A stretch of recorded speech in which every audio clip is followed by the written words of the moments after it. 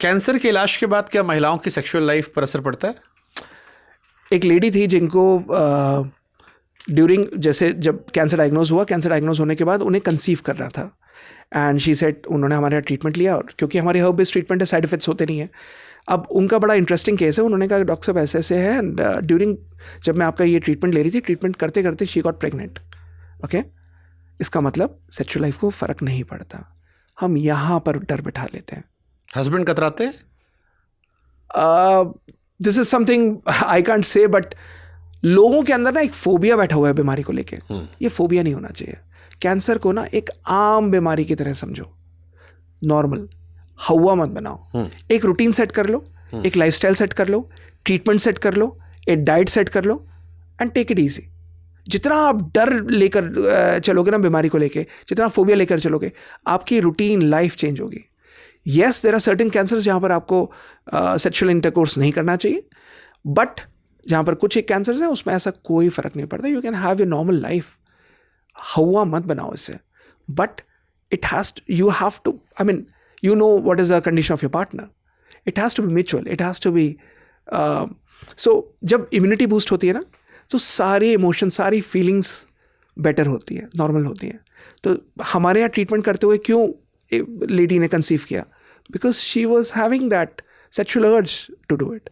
So that's what it is. अगर कुछ treatments हैं जहाँ पर आपकी इम्यूनिटी टूटती है, सारी अर्ज खत्म हो जाती है। इनफैक्ट जब लोगों को खाने का मन नहीं करता, आप सेक्स की बात कर रहे हो, so that is one thing.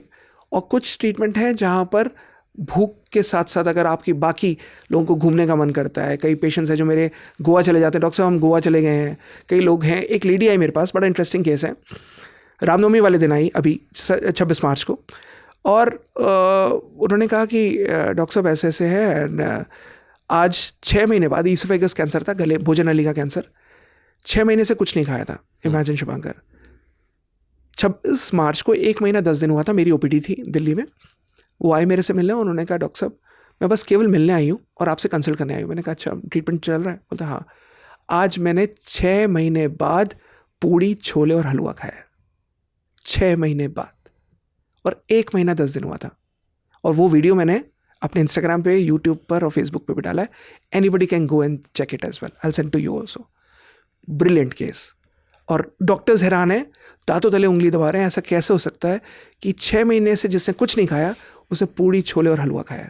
Imagine. So this is immune system. अगर इम्यून सिस्टम कारगर होता है, अगर इम्यून, प्रॉब्लम ये है लोग कैंसर से नहीं मरते या कैंसर से घबराते नहीं है, उनका डर उनको मार देता है। प्रॉब्लम यहाँ है, एंड दैट्स अ प्रॉब्लम। एक फोबिया क्रिएट किया गया है बीमारी को लेके, विच इज कैंसर। और कैंसर को लेके सोच के बैठे गए हैं कि अगर आपने इलाज नहीं कराया तो आप मरोगे। इलाज कराना है, वो ज़रूरी है, बट कौन सा और कैसे, दैट इज़ इंपॉर्टेंट। बट वो सब कराने से पहले यहाँ से ठीक हो जाओ, यहाँ से मजबूत हो जाओ। अगर आप मजबूत हो गए, आप, ऐसा हो नहीं सकता आप हार जाओ, ऐसा नहीं हो सकता आप हार जाओ। 3 थिंग्स हमेशा काम करती हैं। पहला, स्ट्रॉन्ग विल पावर, आपकी सक्षम शक्ति और आपकी इच्छा शक्ति बहुत स्ट्रांग होनी चाहिए। दूसरा, डिटर्मिनेशन टू फाइट, मुझे हराना है, हराना है, हराना है, हराना है, हराना है। जैसे अगर हम जैसे ज़िंदगी में करते हैं कि हमें जीतना है, हमें जीतना है, हमें जीतना है, डिटर्मिनेशन टू फाइट। एंड तीसरा, करेक्ट ट्रीटमेंट। अगर इलाज सही है, अगर इच्छा शक्ति है, और अगर विल पावर स्ट्रांग है और लड़ने की क्षमता है, ऐसा हो नहीं सकता कैंसर ना हारे, ऐसा नहीं हो सकता। ओके।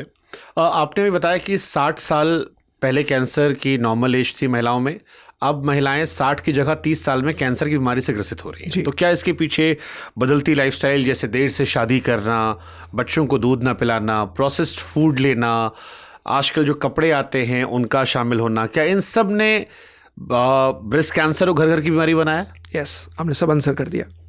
जो ये सब सच है? सब सच है, सब सच है।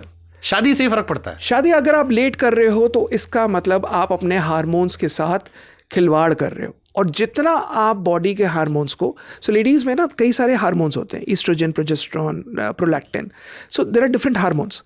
अब इन हार्मोन्स के साथ जब आप खिलवाड़ करते हो, सो ऑब्वियस बात है उसमें कहीं ना कहीं डिलेड, आपने डिलेड कंसीव किया। अब जब डिलेड कंसीव किया तो obviously hormones would go into a different trajectory all together.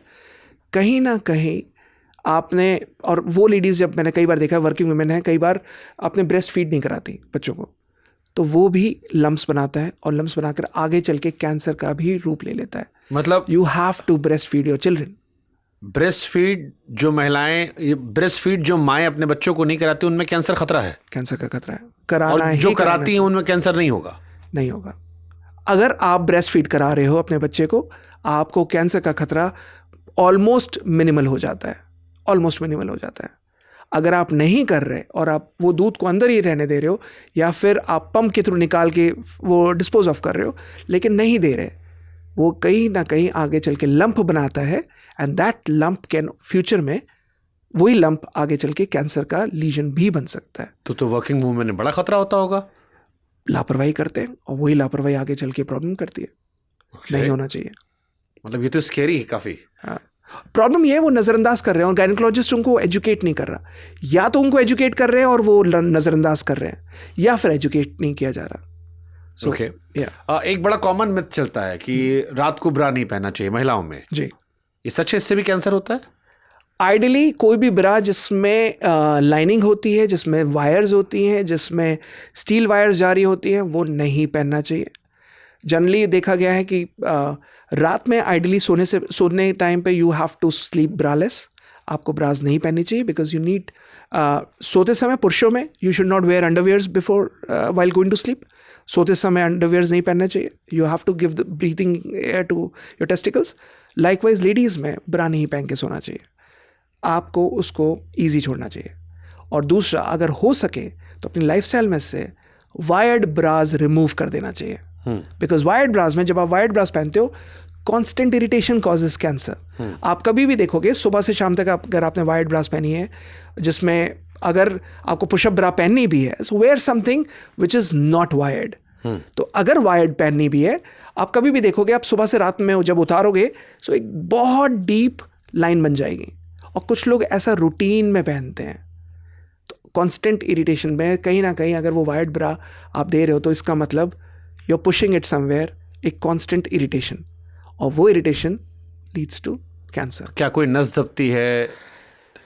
No study has been done on that. मुझे इसका आइडिया नहीं है, बट मैंने क्लिनिकल रिसर्च में यही देखा है कि थ्रू क्लिनिकल प्रैक्टिस की जितनी भी लेडीज़ हैं, अगर उनकी जब हम हिस्ट्री लेते हैं, हमारी डिटेल्ड हिस्ट्री बहुत ज़्यादा होती है. सो जनरली ये देखा गया है कि again, so these 4 words have been coined by me कि कॉन्स्टेंट इरिटेशन कॉजेज कैंसर. तो कोई भी चीज़ अगर आपको लगातार इरिटेट कर रही है, अब टिश्यू कहीं ना कहीं पुश हो रहा है. So if there is a breast tissue, fibrous tissue होता है, फाइब्रस टिश्यू पुश हो रहा है, वो भी थ्रू अ फॉरेन बॉडी, जहाँ पर एक मैकेनिकल हार्ड वायर उसको पुश कर रही है. तो कहीं ना कहीं तो वहाँ पर इन्फ्लेमेशन हो रहा है. और अगर इन्फ्लेमेशन हो रहा है तो इसका मतलब आगे चल के आपकी डाइट अच्छी नहीं है, आपकी लाइफस्टाइल अच्छी नहीं है, तो वहाँ से कैंसर का रिस्क बढ़ रहा है. तो ये कॉम्बिनेशन है.